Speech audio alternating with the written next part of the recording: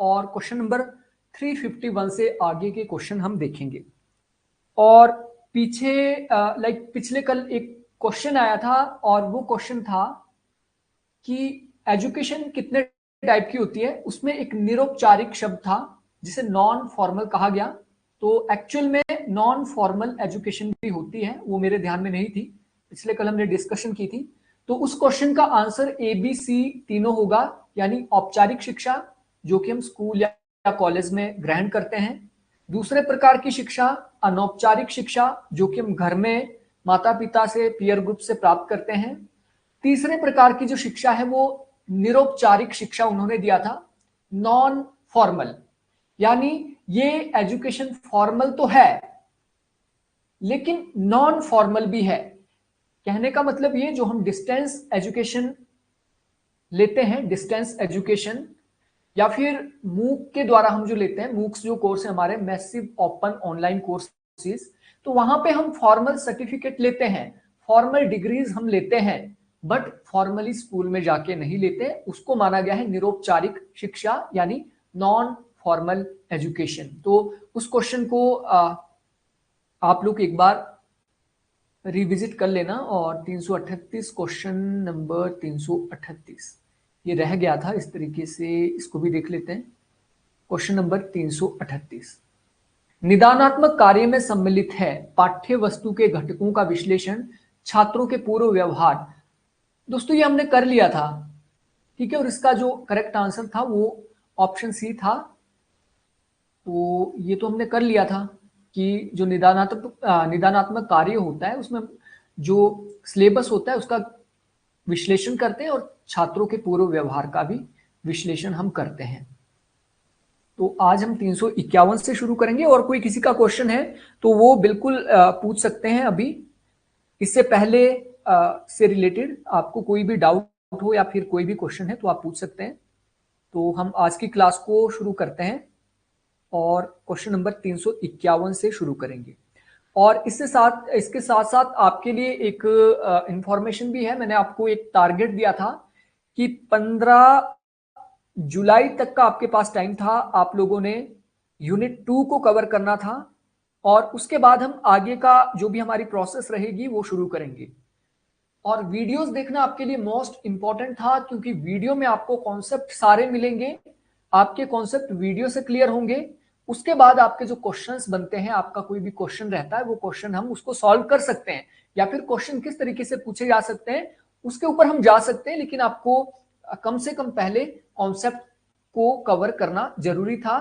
आप लोगों का कॉन्सेप्चुअल पार्ट कहां तक पहुंचा उसके बारे में आप मुझे अपने व्हाट्सएप ग्रुप में भी लिखें, क्योंकि आज 15 जुलाई है, आज तक का टाइम है। कल से हम अगला जो हमारा प्रोग्राम है वो हम शुरू करेंगे। तो वो बिल्कुल आप व्हाट्सएप ग्रुप में सभी लोग लिख दें। तो शुरू करते हैं आज की इस क्लास को बिना किसी देरी के। ओके, समीर जी कह रहे हैं टेक्निकल इशू में वॉइस नहीं थी, पॉलिटिकल की क्लास डेली नहीं होगी। पॉलिटिकल की क्लास डेली होगी, तभी मैं आपको बोल रहा हूं टेक्निकल इशू में वॉइस नहीं थी। ये मैं समझ नहीं पा रहा हूं कि कौन सा टेक्निकल इशू था। अभी तो आपको वॉइस क्लियर आ रही है, आई होप। ठीक है, तो शुरू करते हैं। इससे रिलेटेड कोई क्वेश्चन हो तो आप ऑन द स्पॉट भी पूछ सकते हैं और बाद में अगर आपको सही लगे बाद में भी पूछ सकते हैं। तो पहला क्वेश्चन है, शिक्षण की तत्परता के पश्चात या शिक्षण की तत्परता के बाद की अवस्था का वास्तविक रूप से संबंध है। देखिए, शिक्षण जो हम करते हैं, टीचिंग जो हम करते हैं, तत्परता के साथ हमने यानी अच्छे तरीके से हमने टीचिंग की। टीचिंग के बाद हम क्या करते हैं, टीचिंग के बाद हम करते हैं मूल्यांकन कि कितना बच्चों को समझ आया, और उसी को छात्रों की उपलब्धि परीक्षण भी कहा जा सकता है। ठीक है, तो बेसिकली उपलब्धि परीक्षण क्या है, ये एक मूल्यांकन ही होता है। ठीक है, तो ये इसका नहीं होगा क्योंकि मूल्यांकन के अंदर उपलब्धि परीक्षण भी हो सकता है, उनका प्रैक्टिकल भी लिया जा सकता है। केवल उपलब्धि परीक्षण हम नहीं करते हैं, ये केवल है, ओनली है, इसलिए ये नहीं होगा।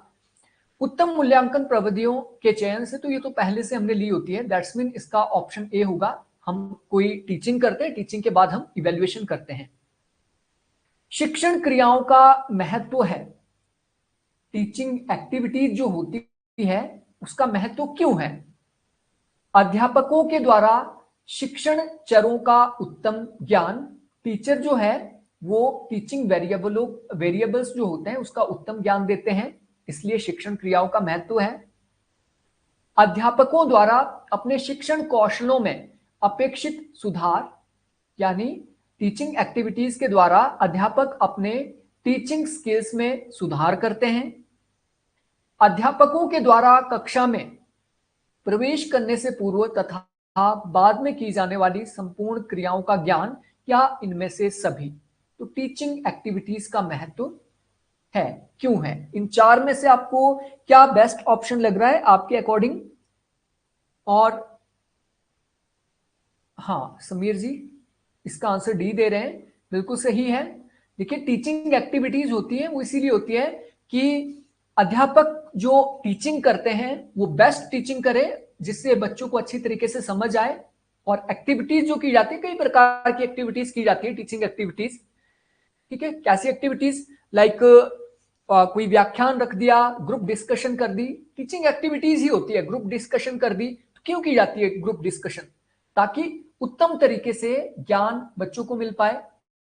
और एक्टिविटीज इसलिए भी की जाती है ताकि टीचर भी अपने ज्ञान में सुधार करे या फिर अपने टीचिंग कौशल में सुधार करे, ताकि बच्चों को अच्छे से समझ आए। और अध्यापक कक्षा में प्रवेश करने से पहले जो पाठ बनाता है, एक लेसन प्लान बनाता है, और क्लास के बाद जो भी क्रियाएं रहती है, मूल्यांकन की क्रियाएं रहती है, तो उस सभी के लिए टीचिंग एक्टिविटी जरूरी होती है, इसलिए ऑप्शन डी इसका करेक्ट आंसर है। शिक्षण अधिगम के मध्य संबंध है, टीचिंग और लर्निंग के मध्य क्या संबंध है? टीचर टीच करता है, पढ़ाता है, स्टूडेंट लर्न करता है, तो यहां पे आपसे क्वेश्चन यही पूछा गया, टीचर और लर्नर के बीच क्या संबंध है, या फिर टीचिंग और लर्निंग के बीच क्या संबंध है?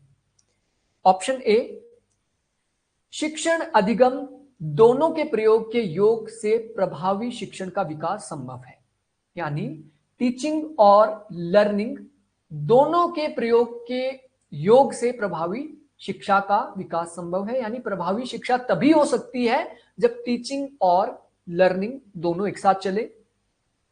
शिक्षण सौदेश्य प्रक्रिया है, टीचिंग क्या है? टीचिंग एक ऑब्जेक्टिव या फिर जिसका कोई ऑब्जेक्टिव होता है, जिसका कुछ उद्देश्य होता है, ऐसी प्रक्रिया है जो अपेक्षित अधिगम तक पहुंचाती है। ठीक है, यानी टीचिंग क्या है? टीचिंग एक सौदेश्य प्रक्रिया है जो हमें अपेक्षित अधिगम तक पहुंचाती है। शिक्षण सिद्धांतों के विकास में अधिगम सिद्धांतों का अत्यधिक महत्व है, या उपयुक्त में से सभी? तो यहां पे देखिए, अगर आपको लग रहा है दो ऑप्शन यहां पे सही है, दैट्स मीन इसका ऑप्शन डी होगा। अगर आपको लग रहा है केवल एक ही सही है, तो इसका एक ही होगा। तो क्या है आपके अकॉर्डिंग इसका करेक्ट आंसर?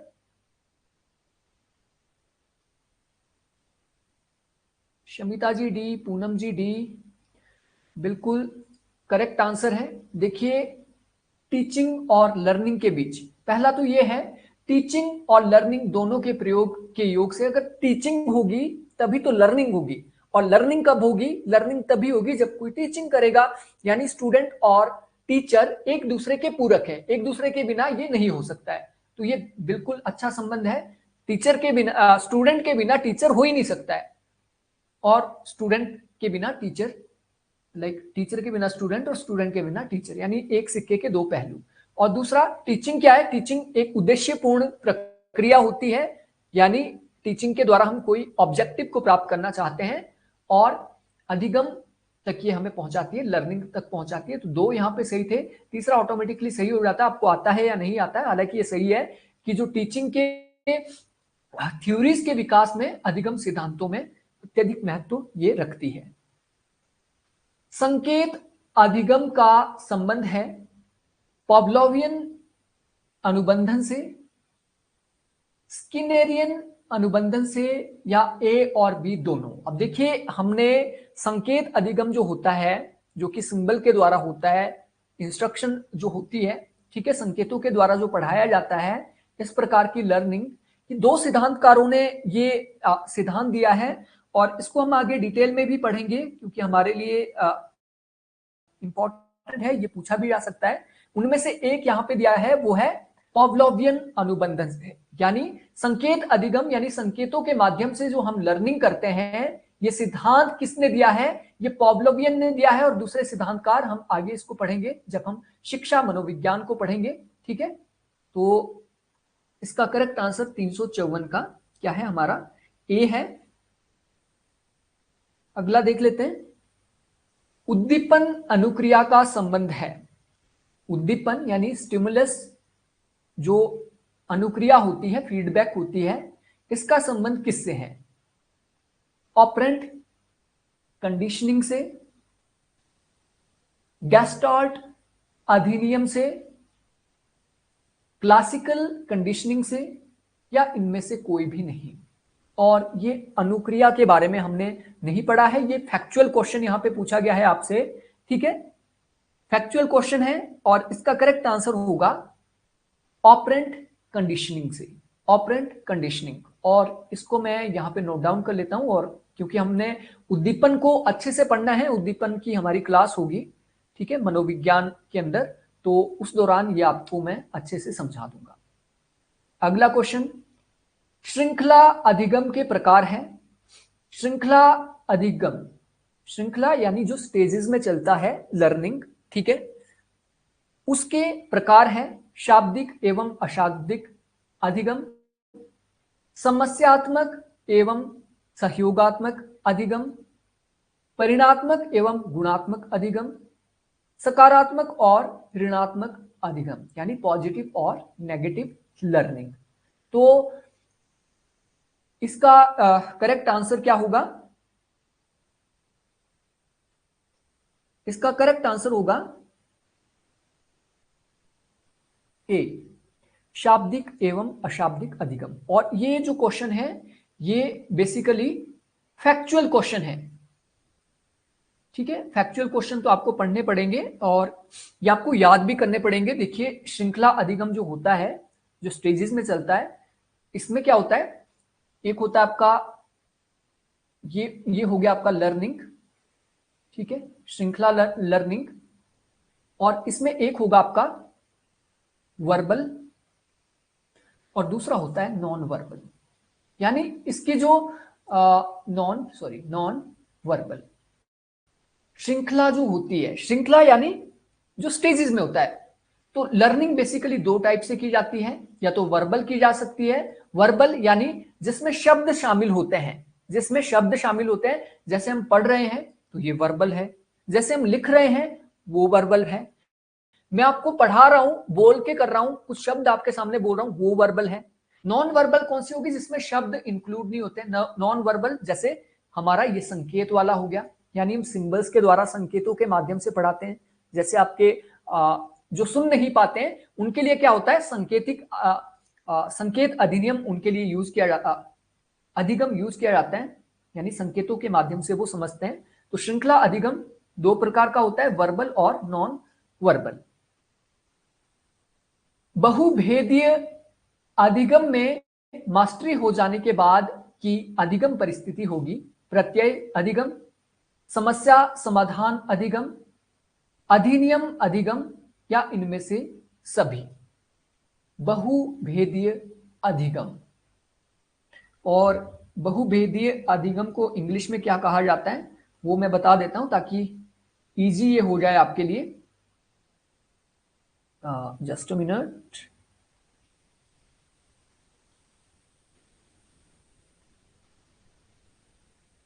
बहुभेदीय,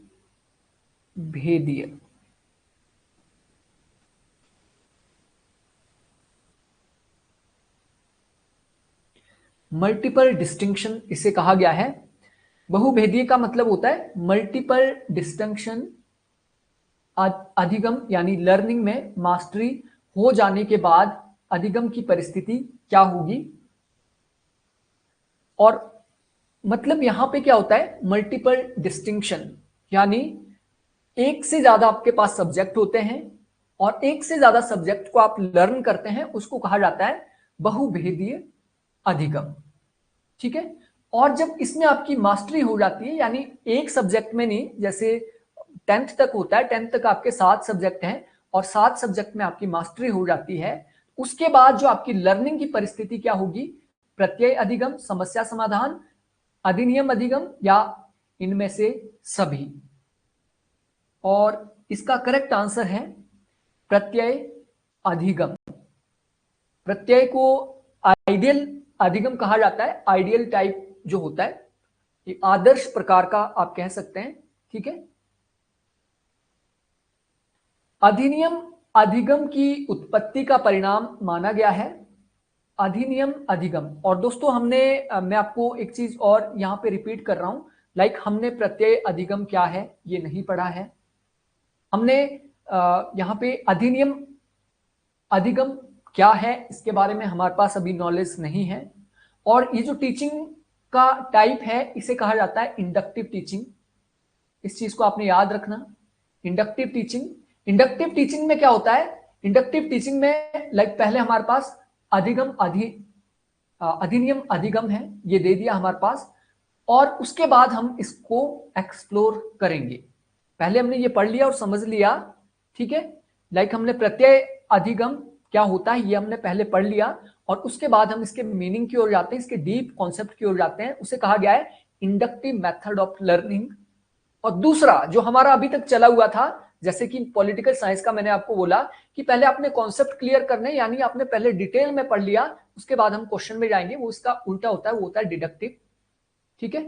तो हम फिलहाल यहाँ पे इंडक्टिव मेथड से चल रहे हैं क्योंकि यहाँ पे 10-15 ही क्वेश्चन हमारे ऐसे हैं जिनके बारे में हमने पहले नहीं पढ़ा है, इसलिए आपने ज्यादा टेंशन इसकी नहीं लेनी, आगे हम इसको डिटेल में पढ़ लेंगे।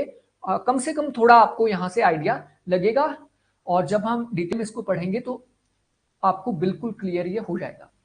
अधिनियम अधिगम की उत्पत्ति का परिणाम माना गया है, यानी जो अधिनियम अधिगम होता है उसकी उत्पत्ति कहां से हुई, कैसे हुई उसकी उत्पत्ति, ये क्वेश्चन यहां पे पूछा गया है।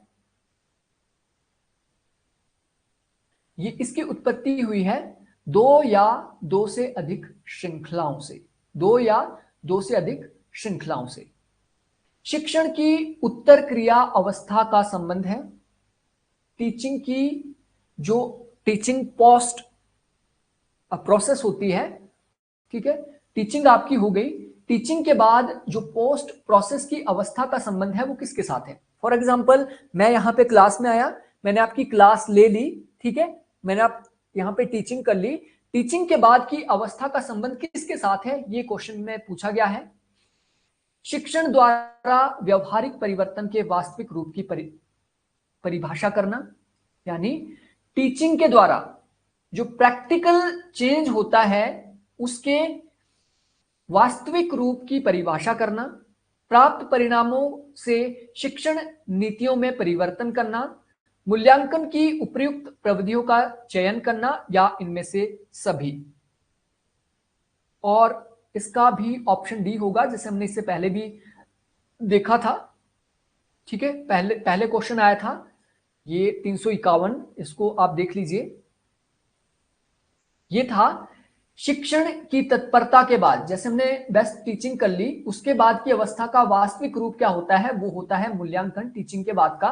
लेकिन यहां पे पूछा गया है, क्वेश्चन जो है वो डिफरेंट है। यहां पे पूछा गया है शिक्षण की उत्तर क्रिया के बाद, पोस्ट प्रोसेस के बाद की अवस्था में हम क्या करते हैं, हम शिक्षण द्वारा व्यवहारिक ज्ञान देते हैं, प्रैक्टिकली भी उनको समझाते हैं, ठीक है। हमने पहले थ्योरी उनको पढ़ाई, उसके बाद प्रैक्टिकल भी बताते हैं, और जो हमें परिणाम मिलते हैं उसमें हम शिक्षण नीतियों में भी चेंज कर सकते हैं, हम अपने शैली में भी चेंज कर सकते हैं, हमें जो आउटपुट मिला, कितने बच्चों को समझ आया, कितनों को नहीं आया, और उसके बाद हम मूल्यांकन की विधि का चयन करते हैं पोस्ट प्रोसेस के बाद, ठीक है। ऑप्शन डी इसका करेक्ट होगा। शिक्षण क्रियाओं का महत्व है, टीचिंग एक्टिविटीज का महत्व है, वही क्वेश्चन यहां पे है, लेकिन यहां पे घुमा फिरा के ऑप्शन दूसरे दे दिए गए हैं। स्मृति स्तर से चिंतन स्तर तक के शिक्षण को प्रभावी बनाती है, यानी टीचिंग एक्टिविटी क्या है, मेमोरी लेवल यानी छोटे लेवल से लेकर बड़े स्तर तक टीचिंग को प्रभावी बनाती है। सीखने सिखाने की क्रियाओं में घनिष्ठ संबंध स्थापित करती है, यानी टीचिंग और लर्निंग में ये एक घनिष्ठ संबंध स्थापित करती है। शिक्षण क्रियाएं। शिक्षकों को दिशा निर्देश मिलता है कि उन्हें कक्षा में प्रवेश करने से पूर्व, कक्षा में रहकर तथा कक्षा के पश्चात उन्हें क्या करना चाहिए। और इसका करेक्ट आंसर डेफिनेटली आप लोगों ने दे दिया है, क्योंकि ऐसा क्वेश्चन पहले भी आया है। ऑप्शन डी इसका करेक्ट आंसर है।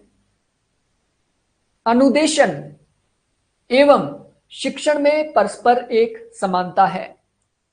अनुदेशन और शिक्षण में परस्पर क्या समानता है।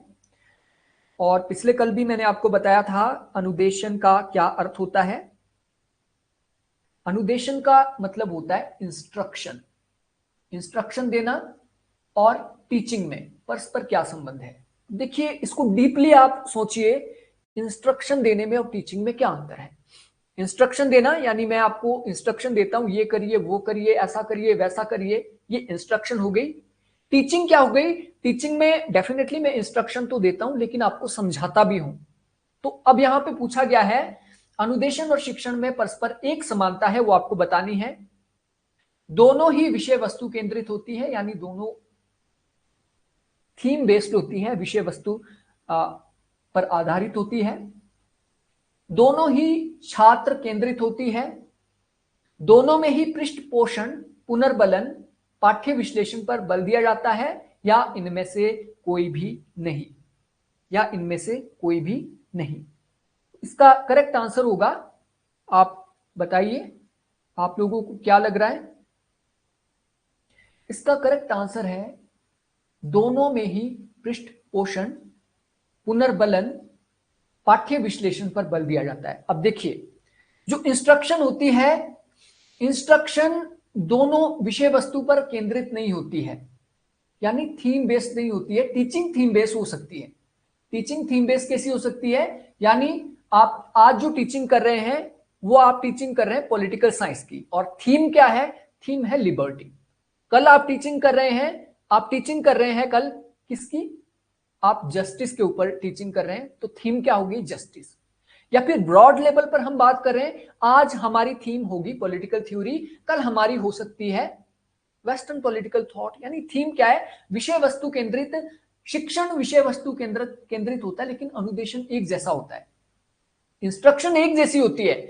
आप पॉलिटिकल थ्योरी पढ़ा रहे हो या आप वेस्टर्न थिंकर्स को पढ़ा रहे हैं, इंस्ट्रक्शन आपकी एक जैसी होगी, लेकिन आपका विषय वस्तु अलग अलग होता है। तो ये समानता नहीं है इसमें।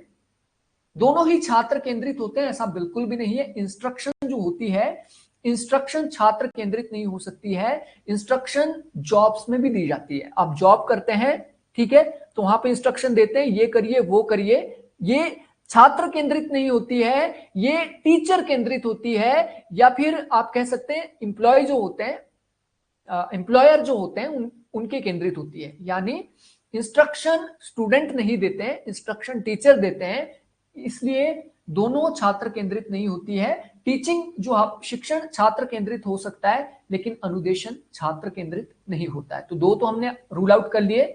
अब बचता है हमारा तीसरा, और यही है करेक्ट आंसर। यानी इसमें फीडबैक के ऊपर बल दिया जाता है, इसमें आउटपुट के ऊपर, पृष्ठ पोषण के ऊपर बल दिया जाता है, और जो हम पढ़ाते हैं उसके एनालिसिस के ऊपर इसमें बल दिया जाता है। तो ऑप्शन सी इसका करेक्ट आंसर होगा।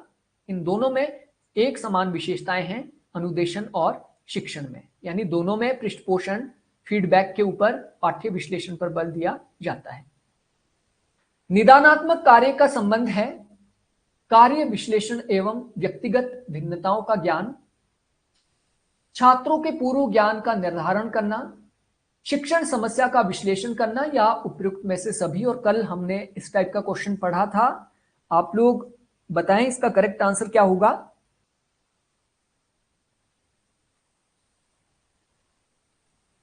इसका करेक्ट आंसर होगा ऑप्शन डी। जो निदानात्मक कार्य होते हैं इसमें हम एनालिसिस करते हैं व्यक्तिगत भिन्नताओं का, क्योंकि निदान हमने करना है। पिछले कल भी हमने देखा था, किसी रोग का निदान करना है तो हमें व्यक्तिगत भिन्नताओं का पता होना चाहिए कि किस बच्चे को कितना आता है, कितना नहीं आता है, उनके पूर्व ज्ञान का भी पता होना चाहिए। दो तो यहाँ पे हमारे पास आ गए हैं जो हमने पहले पढ़ लिए हैं। तीसरा यहाँ पे शिक्षण समस्या का विश्लेषण हम करते हैं, तो ऑप्शन डी इसका करेक्ट होगा। यदि छात्र आपकी कक्षा में उपस्थित ना हो तो एक अध्यापक होने के नाते आप क्या करेंगे। और ऐसा क्वेश्चन हम लाइक ये फर्स्ट में देख लिया था हमने, जो फर्स्ट हमारी वीडियो थी। छात्र आपकी कक्षा में आ ही नहीं रहा है तो आप क्या करेंगे? छात्रों को उनकी अनुपस्थिति के लिए दोषी ठहराएंगे कि उनकी गलती है वो नहीं आ रहे हैं। छात्रों की वर्तमान अभिवृत्ति को देखते हुए चुप रहेंगे। आजकल का जो एटीट्यूड है बच्चों का, उसको देखते हुए चुप रहेंगे, कहीं कूट ना दे। आजकल के बच्चे बड़े खतरनाक है, इसलिए चुप रहने में ही आपकी भलाई है। अध्यापन की कुछ रुचिकर विधियों का प्रयोग करने के बारे में सोचेंगे, यानी मैं कुछ ऐसा एक्टिविटी करूंगा जिससे इंटरेस्ट बच्चे लें। कारणों को जानने तथा उन्हें दूर करने की कोशिश करेंगे। तो डेफिनेटली आप लोगों ने आंसर इसका सोच लिया है और दे भी दिया है, ऑप्शन डी। और क्यों इसका आंसर है ये आप लोगों को पहले ही पता लग गया होगा। ये तीनों तो यहाँ पे नहीं होंगे और ये भी नहीं होगा, क्योंकि बच्चा जब क्लास में आ ही नहीं रहा है तो रुचिकर आप क्या देंगे उसको।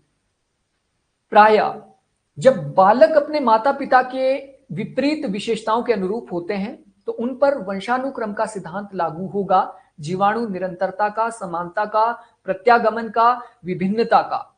यहां पे क्वेश्चन में पूछा गया है, अगर बालक जो स्टूडेंट है वो अपने पेरेंट्स के विपरीत विशेषताओं के अनुरूप होते हैं तो उनपे वंशानुक्रम का सिद्धांत होता है, हेरिडिटरी जो थ्योरी होती है वो कौन सी उनके ऊपर लागू होती है। और इसका करेक्ट आंसर होगा ऑप्शन सी, प्रत्यागमन का, यानी वो बिल्कुल विपरीत है अपने पेरेंट्स के विशेषताओं के, इसलिए प्रत्यागमन का सिद्धांत यहां पे लागू होगा। बालकों की व्यवहारिक मूल प्रवृत्तियों का उद्गम स्थल माना जाता है। बालकों की जो व्यवहारिक मूल प्रवृत्तियां होती है, मूल प्रवृत्तियां कौन सी होती है? मूल प्रवृत्तियां वो होती है लाइक बच्चे को गुस्सा आता है, बच्चे का बाहर खेलने में ज्यादा मन है, क्लासरूम में बैठने का मन नहीं है, ये मूल प्रवृत्तियां होती है। तो बालकों की व्यवहारिक मूल प्रवृत्तियों का उद्गम स्थल कहां से माना जाता है? हेरिडेटरी, माता पिता यानी वंशानुक्रम से माना जाता है, वातावरण से माना जाता है, विद्यालय प्रवेश, मोहल्ले के परिवेश से। तो मूल प्रवृत्तियां कहा गया है, व्यवहारिक मूल प्रवृत्तियां बालकों में कहां से आती है, ये क्वेश्चन पूछा गया है। इसका आंसर होगा वंशानुक्रम। मूल प्रवृत्तियां है, मूल प्रवृत्तियां यानी जो आपको प्रकृति से मिली है, आपको माता पिता से मिली है, इसलिए वंशानुक्रम। बिल्कुल सही आपने आंसर किया मोनिका जी, समीर जी, पूनम जी, एक्यूरेट आंसर ए ही होगा। बालक का शारीरिक संगठन प्रभावित होता है। बालक का शारीरिक संगठन क्या होता है? बालक की जो फिजिकल जो बॉडी होती है वो किसके द्वारा बनती है या किसके द्वारा प्रभावित होती है? वंश से, माता पिता से, खान पान से या दादा दादी से। ये साइकोलॉजिकल क्वेश्चन है और ऐसे क्वेश्चन भी अक्सर कई बार पूछे जाते हैं। यानी बालक का जो फिजिकल जो ढांचा होता है, उसकी आंखें, उसके कान, उसका फिजिक, वो किससे बनता है? वंश से या माता पिता से? दो ऑप्शन यहां पे है आपके सामने। ये हेरिडेटरी होता है, माता पिता लग सकता है लेकिन ये हेरिडेटरी होता है, क्योंकि कुछ बच्चों में जो गुण आते हैं वो नाना नानी या दादा दादी के भी आ सकते हैं, ऐसा नहीं कि माता पिता के ही आएंगे। इसलिए इसे किसे कहा जाता है? वंश से माना जाता है, हेरिडेटरी माना जाता है इसे। बालक की मूल प्रवृत्तियों को कहा जाता है, बालक की मूल प्रवृत्तियों को कहा जाता है संवेगात्मक प्रवृत्तियां, क्रियात्मक प्रवृत्तियां, जन्मजात प्रवृत्तियां या ज्ञानात्मक प्रवृत्तियां। तो इसका करेक्ट आंसर क्या होगा? इसे डेफिनेटली हमने ऊपर यहां पे देख लिया है। जो मूल प्रवृत्तियां होती है वंशानुक्रम होती है, दैट्स मीन ये हमें कहां से मिलती है? हमें ये जन्म से मिलती है, इसलिए इसका करेक्ट आंसर ऑप्शन सी होगा। मूल प्रवृत्तियां दृष्टिगोचर होती है। मूल प्रवृत्तियां किसमें दृष्टिगोचर होती है, किसमें दिखाई देती है? दृष्टिगोचर का मतलब दिखाई देना। तो मूल प्रवृत्तियां दिखाई देती हैं केवल पशु पक्षियों में, केवल बालकों में, मानव एवं पशु पक्षियों में, या इनमें से किसी में भी नहीं। बहुत सिंपल सा आंसर है, कॉमन सेंस के आधार पे इसका आंसर दिया जा सकता है। बिल्कुल बिल्कुल सही, बिल्कुल सही। इसका करेक्ट आंसर है मूल प्रवृत्तियां मानव एवं पशु पक्षियों में होती है, सभी में होती है, बेसिक है। मूल प्रवृत्ति एक शेर की क्या होती है कि वो घास नहीं खाता है, वो अटैक करता है, वो एग्रेसिव होता है, तो उसकी मूल प्रवृत्ति होती है। कुत्ता एक पालतू जीव होता है, वो वफादार होता है, वो उसकी मूल प्रवृत्ति होती है। बिल्ली चंचल होती है, ठीक है, तो मूल प्रवृत्ति है। पक्षी उड़ सकते हैं तो उसकी मूल प्रवृत्ति है, वैसे इंसानों की भी होती है। तो इसका करेक्ट आंसर क्या है? ऑप्शन सी, मूल प्रवृत्तियां लगभग सभी जीव जंतुओं में पाई जाती है। मूल प्रवृत्तियों की एक विशेषता है प्रयोजन मूलकता, आनुभाविकता, बौद्धिकता युक्त यथार्थ परकता। मूल प्रवृत्तियों की इनमें से कौन सी विशेषता है? इसकी विशेषता होती है प्रयोजन मूलकता। ए इसका करेक्ट आंसर होता है, यानी जो मूल प्रवृत्तियां होती है प्रयोजन मूलक होती है, उसका कोई ना कोई प्रयोजन होता है, ठीक है। हर एक जो प्रवृत्ति हमारी होती है उसका कोई ना कोई प्रयोजन होता है, प्रयोजन यानी उद्देश्य होता है। एक शेर की मूल प्रवृत्ति है वो हिंसक होता है, तो उसका प्रयोजन क्या है? क्योंकि उसे हिंसक होना पड़ता है, क्योंकि उसे पेट घास खा के वो पेट नहीं भर सकता है, उसे शिकार करना ही पड़ेगा। वैसे ही बच्चों के अंदर जो मूल प्रवृत्तियां होती है वो नेचुरल होती है, ठीक है। दैट्स मीन मूल प्रवृत्तियों की विशेषता होती है ये प्रयोजन मूलक होती है। मूल प्रवृत्तियों के अध्ययन के आधार पर व्याख्या की जा सकती है बालकों के चरित्र की, बालकों के बुद्धि की, बालकों के प्रकृति की, या बालकों के रुझानों की। उनकी जो बेसिक एथिक्स है, मूल प्रवृत्तियां हैं, उसके आधार पे हम किस चीज की व्याख्या कर सकते हैं, ये क्वेश्चन आपसे पूछा गया है। और 370 का सी पूनम जी बता रहे हैं, समीर जी भी सी बता रहे हैं, सी बता रहे हैं सब। देखिए मूल प्रवृत्तियां जो होती है, मूल प्रवृत्तियों के आधार पे हम नेचर को तो नहीं बता पाएंगे, लेकिन बालकों के रुझानों को हम बता पाएंगे। अगर किसी बालक की मूल प्रवृत्ति ये है कि वो खेल में ज्यादा रुचि रखता है, तो ये मान के हम चल सकते हैं कि उसका रुझान, उसका ओरिएंटेशन खेलों की ओर है, वो एक अच्छा खिलाड़ी बन सकता है, ठीक है। हम मूल प्रवृत्ति के आधार पे एक बच्चा है वो झगड़ालू टाइप का है, तो उसका रुझान हमें पता लग सकता है कि झगड़ालू टाइप का, इसे गुस्सा ज्यादा आता है, दैट्स मीन ये झगड़ालू बनेगा, या फिर ये क्लास के अंदर वाद विवाद उत्पन्न कर सकता है। एक बच्चे की मूल प्रवृत्ति है वो शांत स्वभाव का है, तो हम उसके रुझान का पता कर सकते हैं कि हाँ ये शांत स्वभाव का है, तो ये क्लासरूम में किस प्रकार का व्यवहार करेगा। तो मूल प्रवृत्तियों के आधार पर हम बता सकते हैं। किसी के चरित्र को मूल प्रवृत्ति के आधार पर हम नहीं बता सकते, जन्म से उसको क्या गुण मिले, लाइक जन्म से उसको ऐसी प्रकृति मिली है कि माता पिता से, वंश से उसे ऐसी लाइक प्रकृति मिली है कि उसके वंश में झगड़ालू टाइप के लोग थे, तो क्या हम ये बोल सकते हैं कि उसका चरित्र भी ऐसा ही होगा, वो भी झगड़ालू होगा? नहीं बोल सकते हैं। माता पिता जो है मूल प्रवृत्ति है, इससे बुद्धि का कोई लेना देना नहीं है, क्योंकि बुद्धि को हम ट्रेंड कर सकते हैं, मूल प्रवृत्ति जो है उसमें सुधार किया जा सकता है। नेचर नहीं हो सकता है, क्योंकि नेचर जो होता है वो मूल प्रवृत्तियों के आधार पर हम व्याख्या उसकी नहीं कर सकते हैं, क्योंकि नेचर हमेशा चेंज होता है, नेचर एक जैसा नहीं रहता है। ये ऐसा नहीं है कि बटन ऑन किया तो ऑन हो गया, बंद किया तो ऑफ हो गया। नेचर परिस्थितियों के ऊपर डिपेंड करता है, इसलिए ऑप्शन इसका डी है, रुझान। बालकों को सामाजिक व्यवहार की शिक्षा दी जा सकती है। जो स्टूडेंट होते हैं उन्हें मूल व्यवहार की शिक्षा दी जा सकती है, सामाजिक व्यवहार की, सोशल बिहेवियर, यानी समाज में आपने कैसा रहना है, कैसे आपने उठना बैठना है, कैसे बातचीत करनी है, कैसा अपना चरित्र बनाना है। अनुशासन प्रक्रिया द्वारा, विद्यालय में सामाजिक एवं सांस्कृतिक गतिविधियों के द्वारा, सिलेबस के द्वारा, या कक्षा में टीचिंग के द्वारा। और यहाँ पे सामाजिक व्यवहार के बारे में हमें शिक्षा देनी है बच्चों को, कैसे देंगे हम? क्या लग रहा है आप लोगों को? समीर जी, अर्चना जी, शमिता जी, मोनिका जी, पूनम जी, बिल्कुल सब सही जा रहे हैं। इसका करेक्ट आंसर ऑप्शन बी होता है। देखिए सोशल बिहेवियर, सामाजिक ज्ञान देने के लिए हम क्या करते हैं स्कूलों में? सामाजिक व्यवहार के लिए सामाजिक और सांस्कृतिक गतिविधियां करते हैं, ताकि वो समाज के बारे में जान पाए, संस्कृति के बारे में जान पाए, ठीक है। अन्य व्यक्तियों के अनुभवों की अनुभूति करके व्यवहार करने की प्रक्रिया का नाम है, यानी अन्य व्यक्ति है, किसी कोई और व्यक्ति है, उसके एक्सपीरियंस को हम अनुभूति उसकी करते हैं, हम उसके एक्सपीरियंस को महसूस हम करते हैं और उसे महसूस करके व्यवहार करने की प्रक्रिया का नाम है सहानुभूति, दया, प्रेम, वात्सल्य। क्वेश्चन आई होप आपको समझ आ गया होगा। यानी किसी दूसरे व्यक्ति का जो अनुभव है, उसे एक्सपीरियंस हुआ है, ठीक है।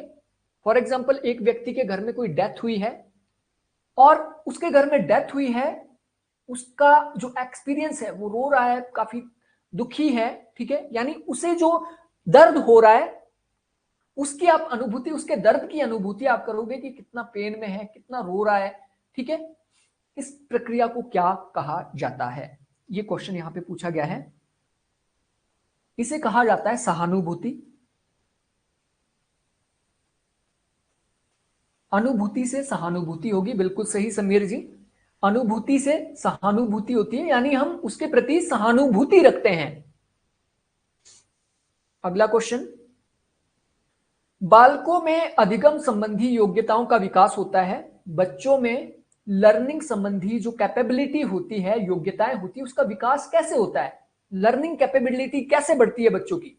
रचनात्मक क्रियाकलापों के माध्यम से, क्रिएटिव वर्क्स जो हम करते हैं, सहयोगात्मक कार्यों से, आत्माभिव्यक्ति से, आत्म मंथन से। और क्वेश्चन पूछा गया है बालकों में जो लर्निंग कैपेबिलिटी बढ़ती है वो कैसे बढ़ती है?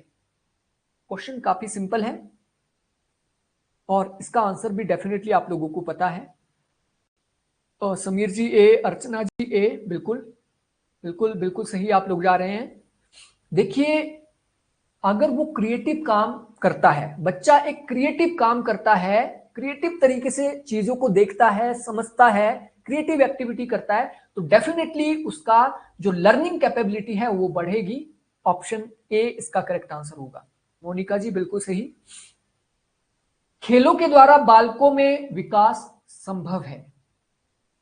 खेलों के द्वारा बालकों में विकास संभव है। सहयोग, सामंजस्य की भावना, पारस्परिक सम्मान देने की कला, सामाजिक सद्गुणों का, या उपयुक्त सभी। और इसका आंसर भी आप लोग दे पाओगे, कॉमन सेंस बेस्ड है।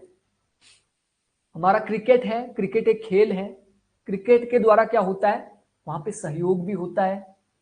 11 जो खिलाड़ी है आपस में सहयोग वो करते हैं, वो सामंजस्य एक दूसरे के साथ बिठाते हैं। कबड्डी का आप देख लीजिए, हॉकी का देख लीजिए, कोई भी खेल आपका होता है, सहयोग, सामंजस्य की भावना, पारस्परिक सम्मान भी एक दूसरे को दिया जाता है, ठीक है। पारस्परिक सम्मान, ये हमारा कैप्टन है, हम कैप्टन को सम्मान देते हैं। तो दो तो आपको आ गया पता, तो सोशल सद्गुण भी इससे बढ़ता है। तो ऑप्शन डी इसका करेक्ट आंसर होगा, ऑप्शन डी।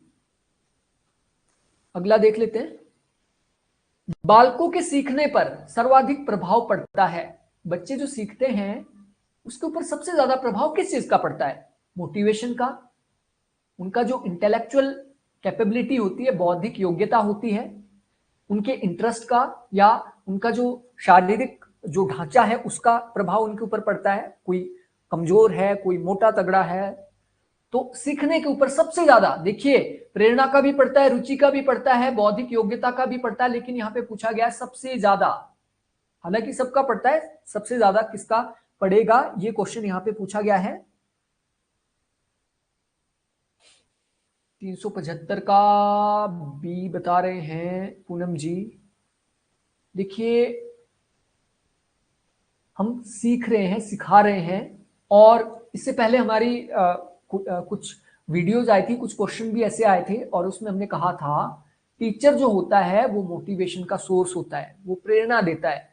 और प्रेरणा अगर टीचर देता है तो प्रेरणा के माध्यम से बच्चे ज्यादा से ज्यादा सीखते हैं, ज्यादा से ज्यादा लर्न करते हैं, ज्यादा से ज्यादा मोटिवेट होते हैं, अपना काम करते हैं। ऑप्शन ए यहां पे सबसे बेस्ट होगा।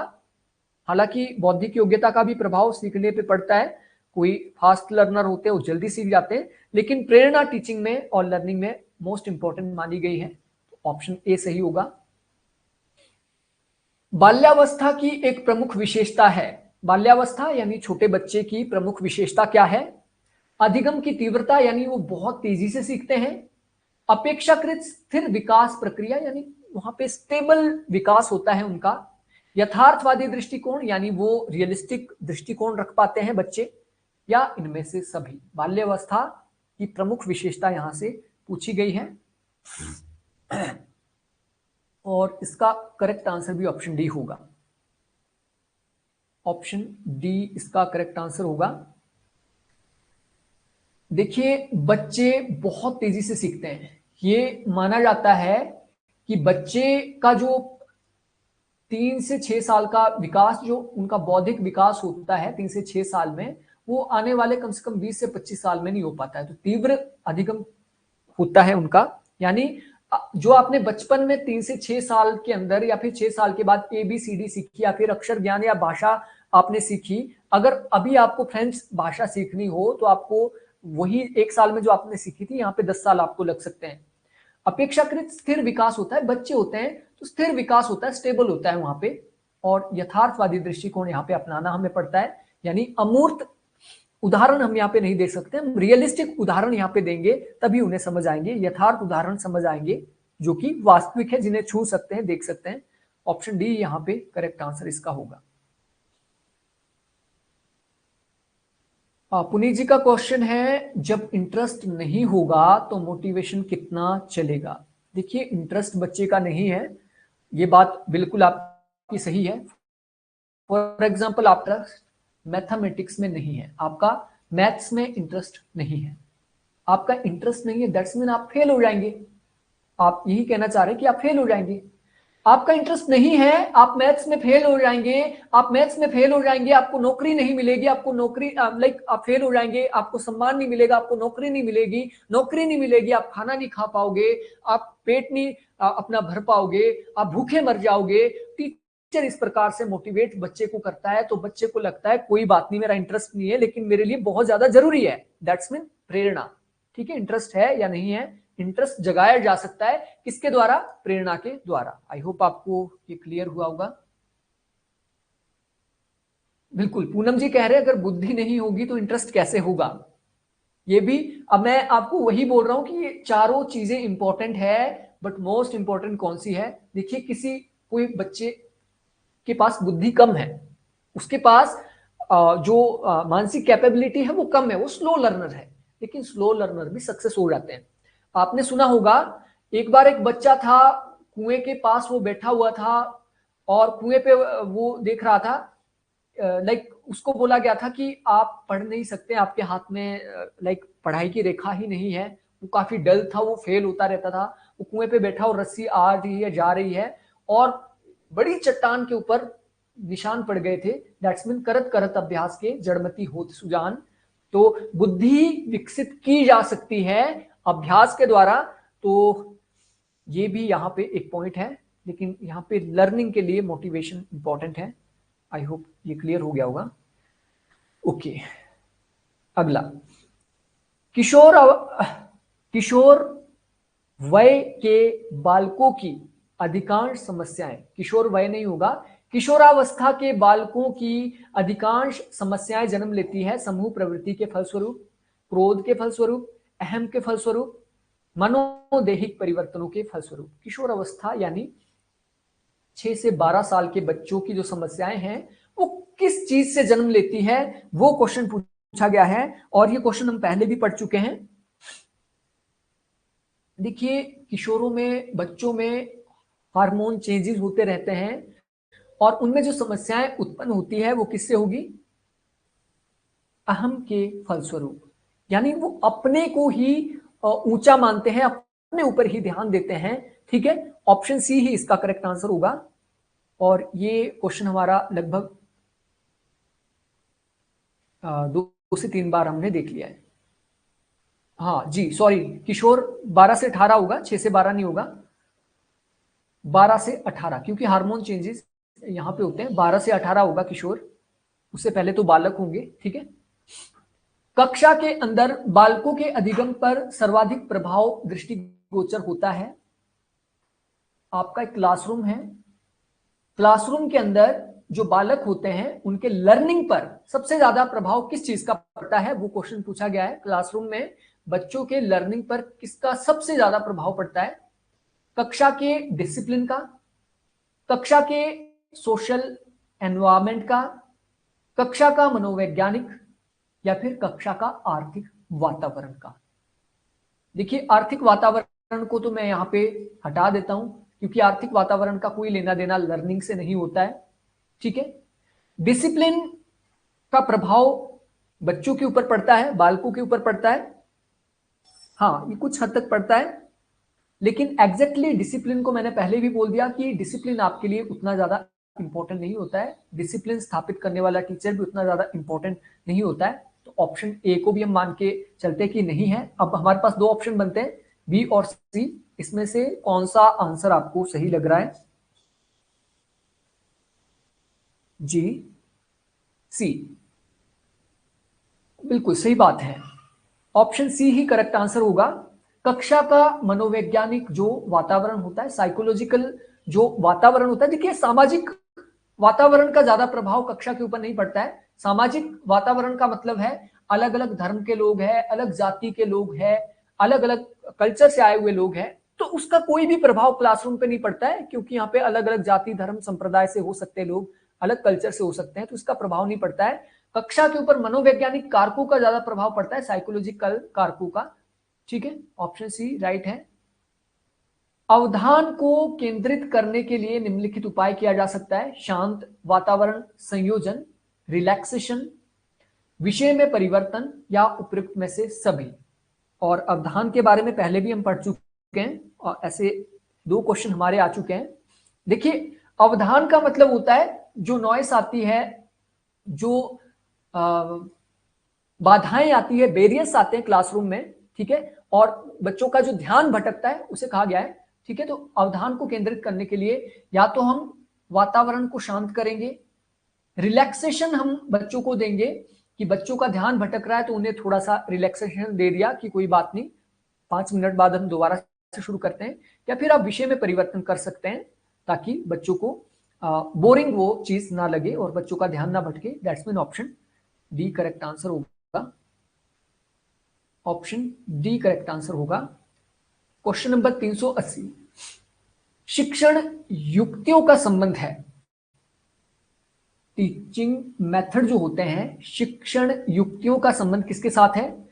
अधिगम का जो स्ट्रक्चर होता है, लर्निंग का जो स्ट्रक्चर होता है, अधिगम यानी लर्निंग एक्सपीरियंस के साथ, लर्निंग जो हमारी उपलब्धियां होती है, अचीवमेंट होती है, या लर्निंग जो एनवायरमेंट होता है या परिस्थितियां होती है।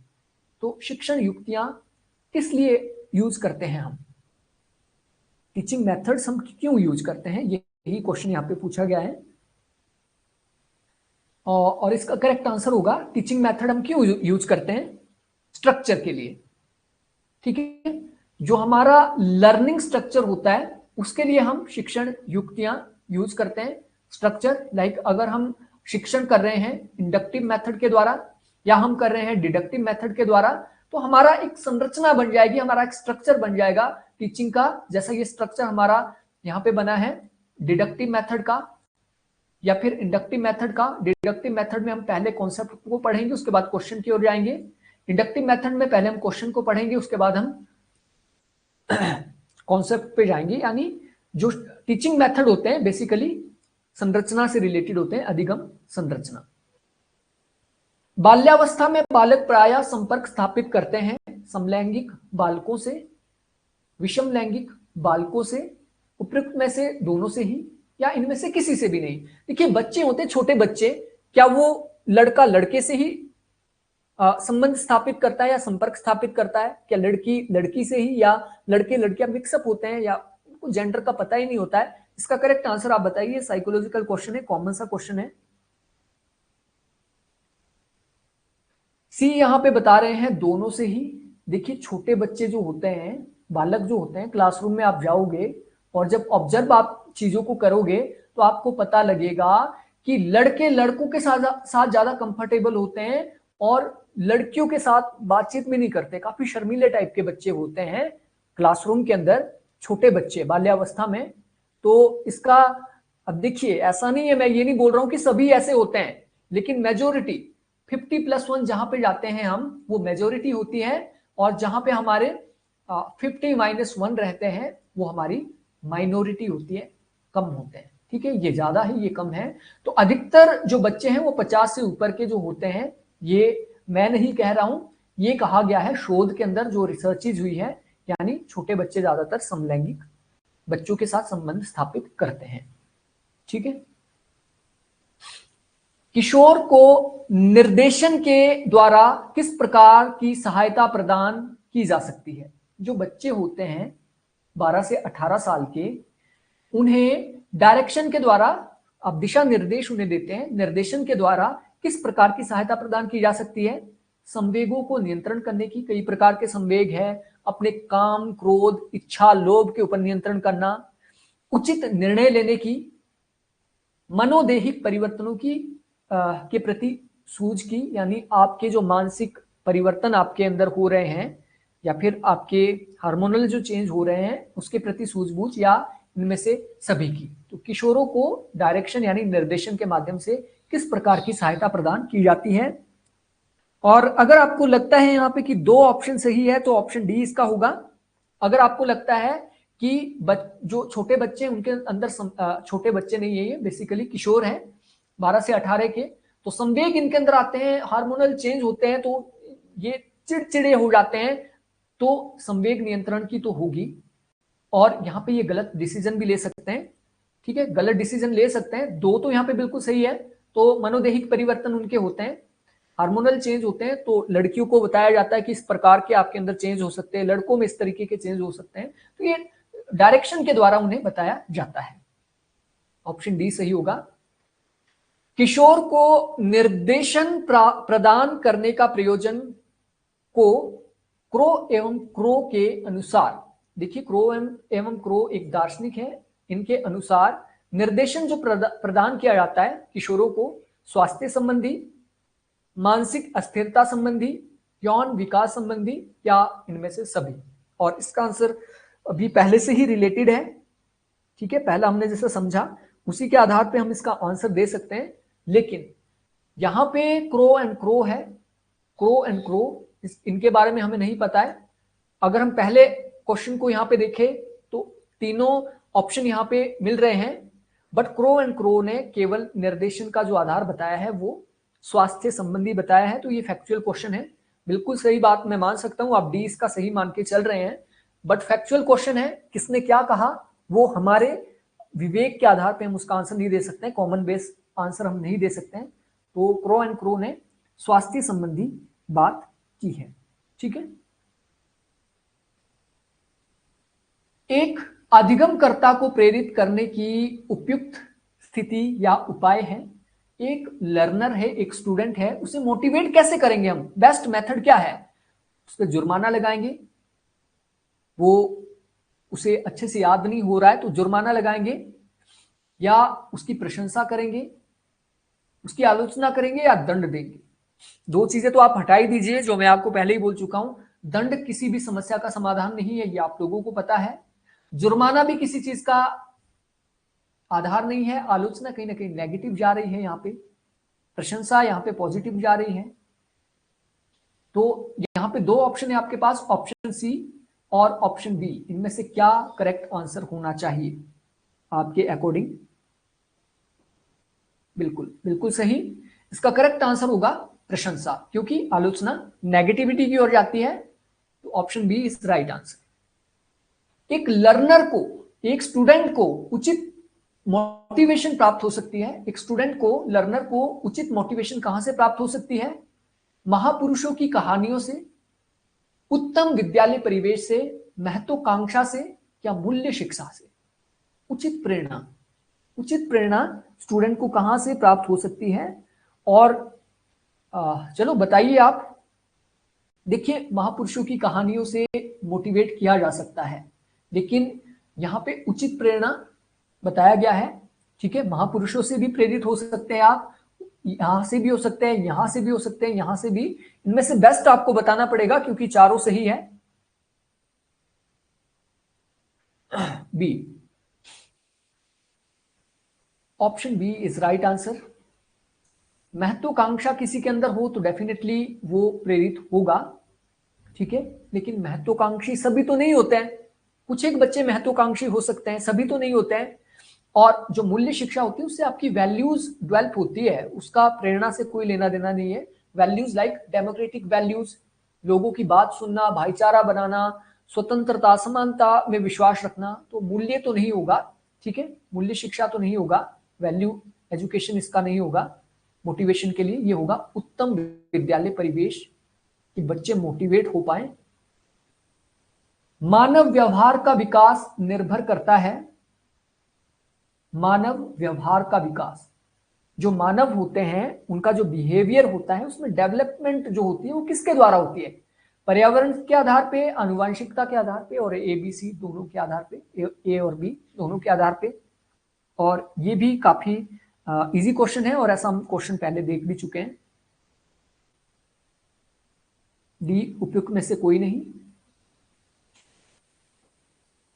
इसका करेक्ट आंसर होगा ऑप्शन सी। देखिए, मानव व्यवहार या तो पर्यावरण से प्रभावित हो सकता है, अच्छा पर्यावरण कहीं पे है तो बच्चे अच्छे बनेंगे। वैसे ही सेम जैसे एग्जांपल दिया जाता था, एक सेब को आपने सड़े हुए सेब के बीच रखा तो क्या हुआ? एक ऐसा पर्यावरण था, ऐसा फ्रेंड्स सर्कल उसे मिला तो वो भी सड़ गया। नशेड़ियों के बीच आदमी रहेगा तो नशेड़ी बनेगा, यानी पर्यावरण का मानव व्यवहार के ऊपर प्रभाव पड़ेगा। डाकुओं के बीच एक आदमी को रखा जाएगा तो डाकू बनेगा, एक साधु के बीच आदमी को रखा जाएगा तो साधु बनेगा। और आनुवांशिकता का प्रभाव भी डेफिनेटली बच्चे के ऊपर पड़ता है, ठीक है, क्योंकि माता पिता जो करते हैं, माता पिता अगर टीचर है तो डेफिनेटली बच्चा अच्छा बनेगा या फिर टीचर बनेगा, लेकिन वो डाकू ही बनेगा ऐसा माना जाता है। तो ऑप्शन सी इसका राइट आंसर होगा। बालक के जनिक लक्षणों के विकास में निम्नलिखित में से किसका प्रभाव अधिक रहता है? जनिक यानी आनुवांशिक आप कह सकते हैं, जन यानी जो जन्म से आपको मिलते हैं। बालक के जनिक लक्षणों के विकास में निम्नलिखित में से किसका प्रभाव रहता है? पर्यावरण का, आनुवांशिकता का, ए और बी दोनों, या इनमें से कोई भी नहीं? जनिक ये जन्म से होगा जितना मुझे लग रहा है, लेकिन इसको एक बार हम इंग्लिश मीनिंग इसका देखना पड़ेगा, तब हम इसको अच्छे से डिफाइन कर पाएंगे। प्लेबियन इसे कहा गया है और प्लेबियन के मीनिंग को देखना पड़ेगा कि प्लेबियन एक्चुअल में होता क्या है।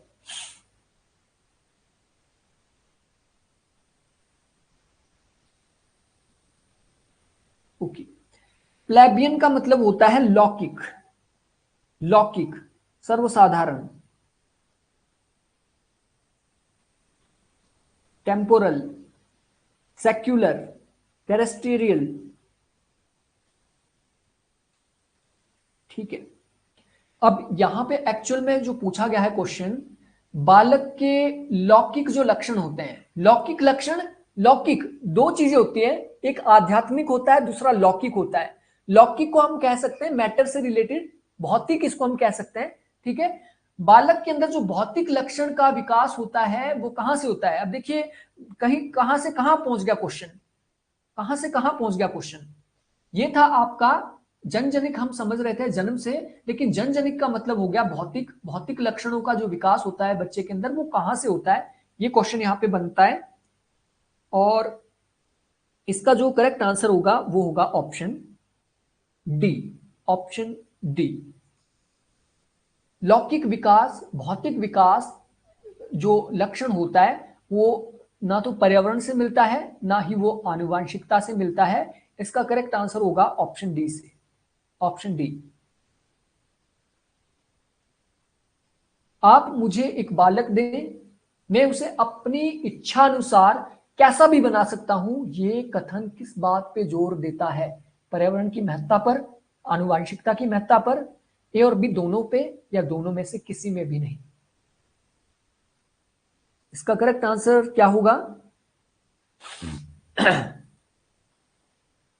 इसका करेक्ट आंसर होगा पर्यावरण की महत्ता पर। आप मुझे बच्चे को बोला जाता है, बच्चा क्या होता है? बच्चा जन्म से खाली स्लेट की तरह होता है, खाली स्लेट, उसके दिमाग में कुछ भी नहीं होता है, और वो जिस पर्यावरण में जाता है, वो जो सुनता है, जो देखता है, वो छवियां उसके दिमाग पे बैठना शुरू हो जाती है, ठीक है। पहले वो खाली स्लेट था, पर्यावरण का उसके ऊपर प्रभाव पड़ा, दैट्स मीन इसका करेक्ट आंसर है पर्यावरण की महत्ता, पर्यावरण की महत्ता। आनुवांशिकता के प्रभाव के विरुद्ध निम्नलिखित में से कौन से तर्क प्रस्तुत किए जाते हैं? शारीरिक लक्षणों पर पर्यावरण का प्रभाव, बुद्धि पर पर्यावरण का प्रभाव, आनुवांशिकता का प्रभाव सीमित है। देखिए, आनुवांशिकता यानी हेरिडिटरी जो प्रभाव पड़ते हैं उसके विरुद्ध कौन से तर्क दिए जाते हैं, ये क्वेश्चन यहां पे पूछा है। आई होप आपको क्वेश्चन समझ आ गया होगा। देखिए, इसका करेक्ट आंसर ऑप्शन डी होगा।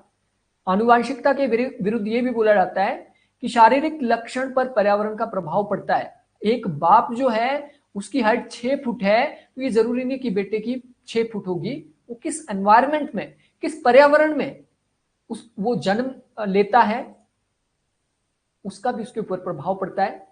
ठीक है, बुद्धि पर पर्यावरण का प्रभाव पड़ता है। ये जरूरी नहीं है कि जो उसके माता पिता है वो इंटेलिजेंट थे तो बच्चे भी इंटेलिजेंट होंगे। हो सकता है उनके माँ बाप ऐसे पर्यावरण के अंदर जन्म लिए हो जो काफी टफ थी और उन्होंने काफी परिस्थितियों से सीखा, तो दो यहाँ पे सही है।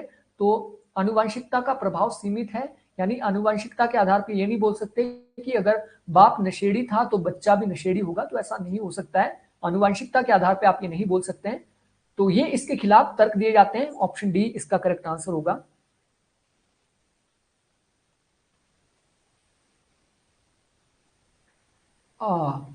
पुनीत जी का क्वेश्चन है, आई थिंक खाली स्लेट किसने कहा सर?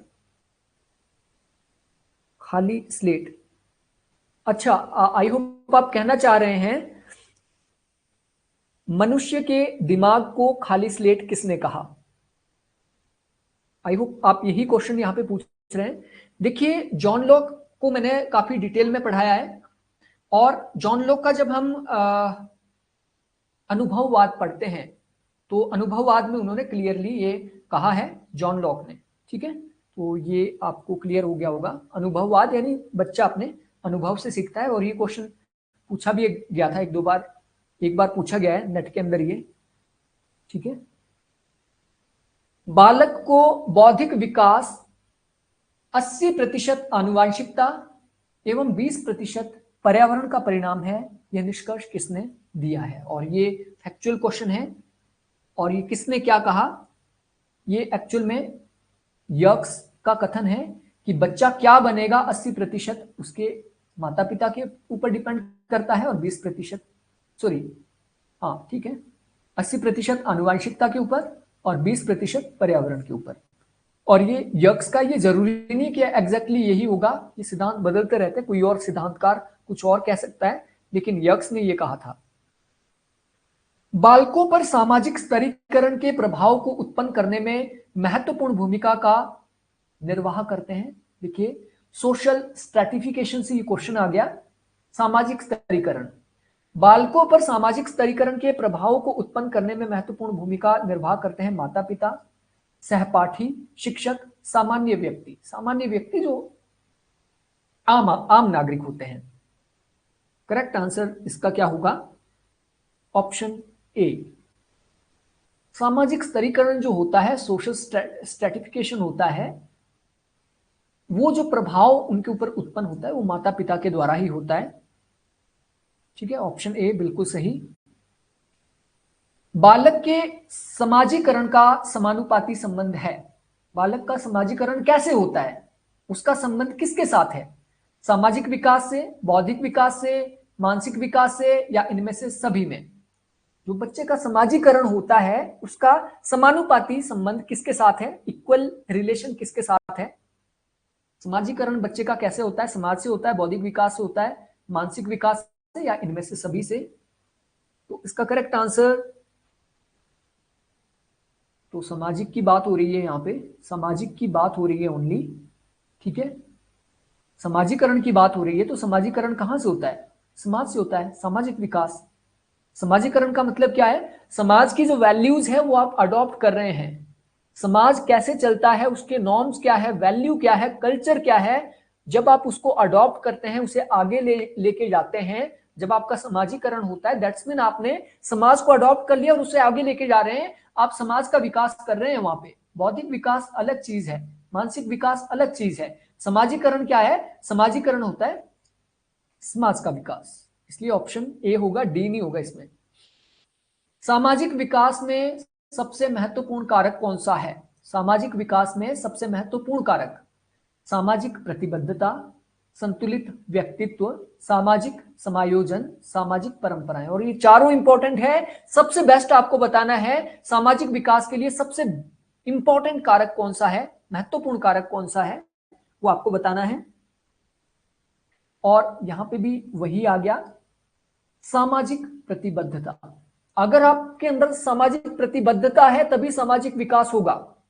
आपका समाज है कास्ट सिस्टम को मानता है, और अगर आपके अंदर कास्ट सिस्टम के लिए प्रतिबद्धता है तभी कास्ट सिस्टम आगे बढ़ेगी। अगर प्रतिबद्धता नहीं है तो कास्ट सिस्टम खत्म। आपका रिलीजन के प्रति आपकी प्रतिबद्धता है तभी रिलीजन आगे बढ़ेगा, अदरवाइज रिलीजन खत्म। पहले के टाइम में कितना रिलीजन को लोग मानते थे, भगवान से ऊपर नहीं जाते थे। आज के टाइम में नास्तिकों की संख्या ज्यादा है क्योंकि प्रतिबद्धता सामाजिक कम है। तो ऑप्शन ए इसका करेक्ट होगा, सी नहीं होगा। सामाजिक समायोजन का प्रभाव पड़ता है, लेकिन सबसे बेस्ट जो रहता है वो सामाजिक प्रतिबद्धता। स्कूल में प्रवेश पूर्व बालकों के खेलों को वर्गीकृत किया जाता है आत्म केंद्रित खेलों में, वस्तु केंद्रित खेलों में, उपयुक्त दोनों प्रकार में, या कोई भी नहीं।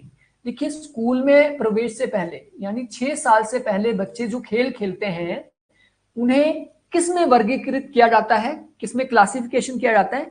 स्कूल में एंट्री से पहले बच्चों की, अभी वो दाखिल नहीं हुए स्कूल में, एंटर नहीं हुए हैं, एडमिट नहीं हुए हैं, उससे पहले आत्म केंद्रित खेल वो खेलते हैं। बच्चा आपने देखा होगा, बच्चा कैसे खेल खेलता है? अपने में ही मस्त रहता है, अपने में ही गुनगुना रहा है, अपने में ही धुन उसकी चली हुई है, गाड़ी लेके चल रहा है, वो लेट के उसको देख रहा है, मिट्टी से खेल रहा है, मतलब अपने से रिलेटेड है। अभी स्कूल में जैसे ही जाएगा तो वो बच्चों के साथ घुल मिल जाएगा, बच्चों के साथ खेल खेलेगा। तो आत्म केंद्रित खेल बच्चों के रहते हैं स्कूल प्रवेश से पहले। बालक के सामाजिक व्यवहार में निश्चयीकरण उत्पन्न होता है 6 से 12 वर्ष तक, 3 से 6 वर्ष तक, 3 वर्ष से पूर्व, 12 वर्ष के बाद। देखिए, बालक के अंदर सामाजिक व्यवहार, सोशली वो कैसा बिहेवियर करेगा, समाजीकरण उसका कब निश्चित होता है कि हाँ इसका समाजीकरण हो गया है, ये कब निश्चित होता है, ये क्वेश्चन आपसे पूछा गया है। और इसका करेक्ट आंसर है 3 से 6 वर्ष तक। और मैंने अभी पहले भी आपको बोला था, बच्चे जितना 3 से 6 वर्ष तक समझते हैं उतना अगले 20 साल तक नहीं समझ पाते हैं। और बालकों का जो सामाजिक व्यवहार है वो 3 से 6 साल में निश्चयीकरण उसका हो जाता है, यानी ये किस डायरेक्शन में जाएगा, कैसा वो बनेगा। 3 से 6 साल तक उसको भाषा भी समझ आ जाएगी। अगर वो अंग्रेज के घर पैदा हुआ है तो उसका जो सामाजिक व्यवहार है उस इंग्लिश उसको आ जाएगी, उसको पढ़ाने की जरूरत नहीं पड़ेगी। तो 3 से 6 साल यहाँ पे करेक्ट आंसर होगा। बालकों में लैंगिक संबोधन का विकास होता है किशोरावस्था में, बाल्यावस्था में, शेषवावस्था में। यानी बच्चे आइडेंटिफाई कब करने लगते हैं, उनके अंदर जो सेल्फ आइडेंटिटी है अपने जेंडर के बारे में, वो कब आती है उनके अंदर, कब वो समझते हैं कि हाँ मैं लड़का हूं, मुझे अलग रहना है, मैं लड़की हूं, मैं अलग हूं, उन्हें ये कब समझ आता है, ये क्वेश्चन आपसे पूछा गया है। और इसका आंसर आप डेफिनेटली दे पाए होंगे। इसका करेक्ट आंसर है बाल्यावस्था। मैंने आपको पहले ही बोल दिया था कि जो छोटे बच्चे होते हैं वो मेजोरिटी में 50+1 मेजोरिटी में वो क्या रहते हैं, समलैंगिक लोगों के साथ रहते हैं, लड़के लड़कों के साथ घुल मिल जाते हैं, लड़कियां लड़कियों के साथ। तो बाल्यावस्था में ही उनके जो छोटे बाल्यावस्था का मतलब हो गया 6 से 12 साल स्कूल में, या फिर 0 से 12 आप बाल्यावस्था को ही लेके चलें, नहीं उससे पहले तो शिशु होगा, बाल्यावस्था रहेगी आपकी 6 से 12 साल। तो यहां पे जेंडर कॉन्शियसनेस उनके अंदर आ जाती है। बालक बालिकाओं के पृथक समाजीकरण का कारण होता है, बालक और लड़के और लड़कियां अलग प्रकार का समाजीकरण करते हैं। इसका कारण क्या है? सांस्कृतिक प्रतिद्वंदता, उनकी पृथक पृथक प्रत्याशाएं, उनके शारीरिक संगठन में अंतर, या सामाजिक दुराग्रह है। इसका करेक्ट आंसर क्या होगा? क्वेश्चन आई होप आपको समझ आ गया होगा।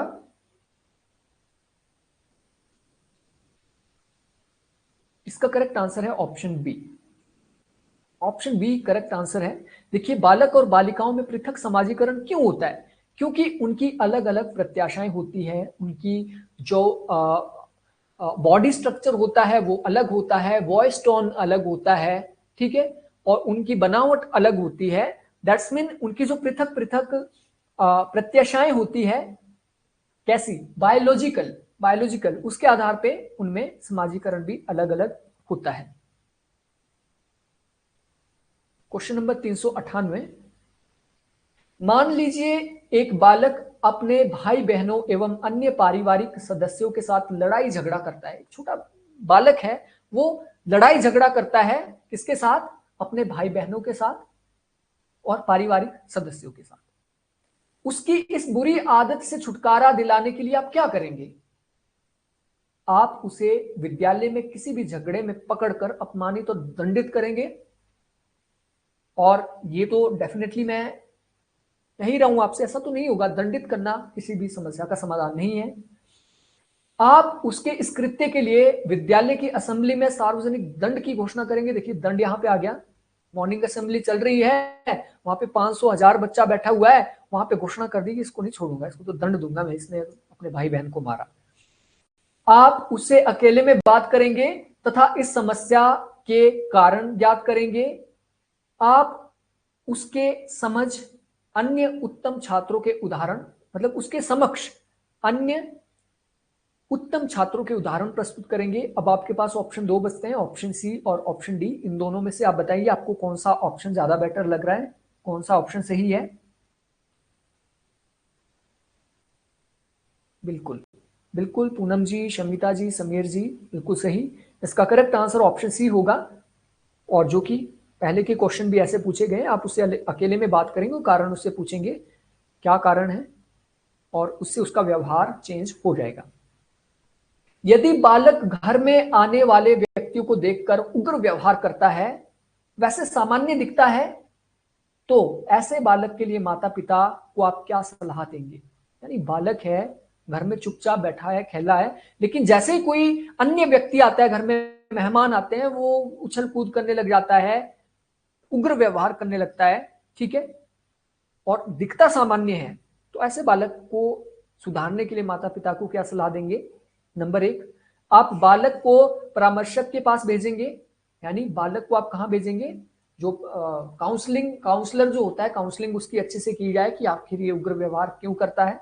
दूसरा, आप अपने बालक की बुनियादी समस्या को जानने का प्रयास करें तथा उसका निराकरण करें। मतलब उसकी जो बेसिक समस्या है वो जानने की कोशिश हम करेंगे। आपने बालक के पालन पोषण में लापरवाही की है, उसका खामियाजा उठाए, अब तो भुगतना पड़ेगा, आपने किया ये सारा काम, तो ये तो नहीं होगा। आप उसके ऐसे व्यवहार के लिए दंडित, देखिए दंडित हमें करना ही नहीं है, ठीक है, ये ऑप्शन ही नहीं है हमारे पास, 2 नहीं है। अब आपके पास ऑप्शन बचते हैं ऑप्शन ए और ऑप्शन बी। इसमें से डेफिनेटली आप लोग सही आंसर दे पाएंगे, इतना मैं समझ पा रहा हूं। बिल्कुल सही, करेक्ट आंसर ऑप्शन बी ही होगा। सभी लोग बिल्कुल सही डायरेक्शन में जा रहे हैं। मतलब बच्चे की बुनियादी समस्या को जानेंगे, जैसे कि यहाँ पे हम कारण जानेंगे और उसके बाद समस्या का समाधान होगा, तो यहाँ पे भी सेम है। प्रायः विद्यालय में ऐसे बालक प्रवेश लेते हैं जो अपने सहपाठियों की किताबें, कॉपियां आदि सामान चोरी कर लेते हैं। ऐसे बालकों की चोरी की आदतों को छुड़ाने के लिए आप क्या उपाय करेंगे? बच्चे क्या है, चोरी कर लेते हैं कापी किताबें, तो उसे कैसे आप इस समस्या को खत्म करेंगे? आप जैसे ही चोरी पकड़ेंगे, गहन पूछताछ करेंगे, उसके माता पिता को बताएंगे तथा निगाह रखेंगे, उसके ऊपर हमेशा निगाह रखेंगे कि चोरी ना करे। आप पहली चोरी पकड़े जाने पर उसे चेतावनी देंगे कि अगली बार अगर ऐसा किया तो छोड़ूंगा नहीं। आप दूसरी चोरी पकड़े जाने पर शारीरिक दंड देंगे, उसे कूटेंगे, तो ये तो ऑप्शन ही नहीं है हमारे पास। तृतीय चोरी पर आप उसे विद्यालय से बहिष्कृत कर देंगे, स्कूल से ही आप उसे निकाल देंगे। तो निकालना क्या सॉल्यूशन है? तो मुझे नहीं लगता निकालना क्या किसी भी समस्या का सॉल्यूशन है, क्योंकि निकालने के लिए थोड़ी आप लाए। विद्यालय का काम ही है कि उसके व्यवहार में परिवर्तन करना, पॉजिटिव परिवर्तन। तो आपके पास बचता है ऑप्शन ए और ऑप्शन बी, इनमें से करेक्ट आंसर क्या होगा? ऑप्शन ए, ऑप्शन बी में से? Option A Samir ji, Poonam ji, Shamita ji, option A बता रहे हैं सब। बिल्कुल सही बात है। आप जैसे ही चोरी पकड़ेंगे उससे पहले पूछताछ करेंगे कि आपने किया है या नहीं किया है, उसके बाद उसके पेरेंट्स को भी बताएंगे और उसके बाद उसके ऊपर निगाह रखेंगे। ठीक है, चेतावनी देने से कुछ नहीं होगा, पहली दूसरी तीसरी चेतावनी, ठीक है, वो बताना जरूरी है ताकि आप तो उसे समझाए, साथ में माँ बाप भी समझाए और उसका ये जो व्यवहार है वो परिवर्तित हो जाए। ठीक है, तो इसके अलावा किसी का और कोई क्वेश्चन है? आज के 50 क्वेश्चन तो हमने कवर कर लिए हैं ऑलमोस्ट।